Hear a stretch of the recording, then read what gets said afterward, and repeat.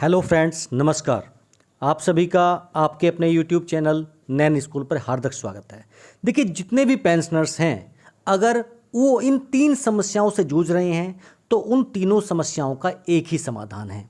ये चाहे अगर मैं बात करूं डिसेबिलिटी पेंशन हो, नोशनल इंक्रीमेंट हो, चाहे 20% एडिशनल पेंशन की बात हो, ये तीनों ही समस्याएं जो हैं बहुत ज़्यादा इम्पोर्टेंट हैं और सरकार बहुत दिन से इन पर विचार विमर्श कर रही है, लेकिन कोई भी फैसला अभी तक नहीं लिया जा सका है।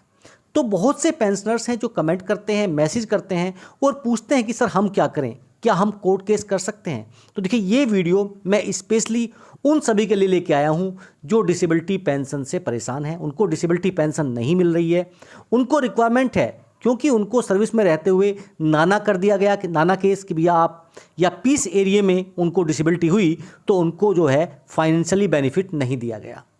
चाहे नोशनल इंक्रीमेंट की बात हो, जो जून में 30 तारीख को या दिसंबर में 31 तारीख को रिटायर हुए हैं और उनका जो इंक्रीमेंट की डेट थी वो 1 जुलाई या 1 जनवरी थी, तो उनको उसका बेनिफिट नहीं मिल पाया। देखिए, 79 ईयर कंप्लीट करने के बाद जैसे ही आप 80th ईयर में प्रवेश करते हैं तो उस पहले दिन से ही, उस पहले महीने से ही आपको 20% एडिशनल पेंशन दी जाएगी, ऐसा कोर्ट के बहुत सारे वर्डिक्ट्स में बताया गया है। तो देखिए, ये तीनों मैं आपको जजमेंट के आधार पर बताऊंगा। देखिए, केस करें और बहुत जल्दी जो फैसला है आपके हक में आ सकता है। मैंने अभी कुछ ऐसे जजमेंट्स भी देखे हैं एएफटी के जिन्होंने 3 से लेकर 4 महीने के अंदर जजमेंट दिया है और बहुत ही कह सकते हैं फास्ट रिस्पॉन्स।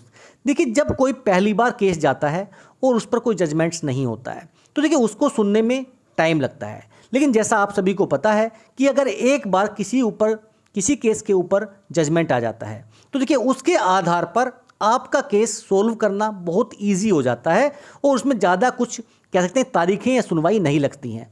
तो इन तीनों केसेस के ऊपर मैं आपको कुछ जजमेंट्स दिखाऊंगा, बिल्कुल लेटेस्ट जो जजमेंट्स हैं, तब आपको बताऊंगा कि देखिए आप इन तीनों अगर परेशानियों से जूझ रहे हैं तो आप एएफटी में केस जरूर करें, जिससे आपकी जो भी समस्या हैं वो समाधान हो जाएगा।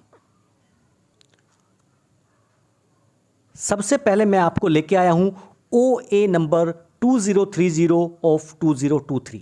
देखिए, AFT principal bench New Delhi का ये जजमेंट है और देखिए 3 अगस्त 2023 को ये जजमेंट आया था। ये जजमेंट है किस केस के आधार पर? ये देखिए, एडिशनल जो आपको पेंशन मिलनी चाहिए after completion of 79th year and first day of 80th year of age. तो देखिए उन्होंने यहाँ पर अपनी याचिका डाली और आप देख सकते हैं, देखिए बहुत ही थोड़े से समय में इनको जो है यहाँ पर याचिका को स्वीकार कर लिया गया और बताया गया। देखिए, जैसा आप यहाँ पर देख सकते हैं कि पुराने केस का हवाला दिया गया। ठीक, जैसे ही अगर किसी एक केस में जजमेंट पॉजिटिव आता है तो उसके ऊपर जो भी जजमेंट्स जाएंगे उसी आधार पर निर्णय लिया जाएगा।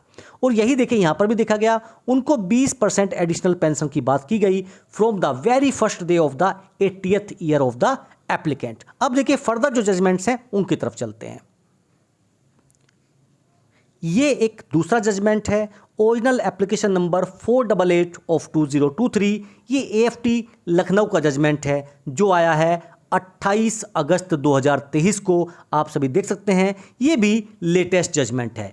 इनका जजमेंट जो है वो नोशनल इंक्रीमेंट को लेकर है। देखिए, ये 30/6/2019 को डिस्चार्ज हुए थे और इनका जो अगर हम बात करें इंक्रीमेंट की डेट थी वो 1 जुलाई 2019 थी, लेकिन उनको ये बेनिफिट नहीं दिया गया, उनको जो है रेफिकेशन नहीं किया गया।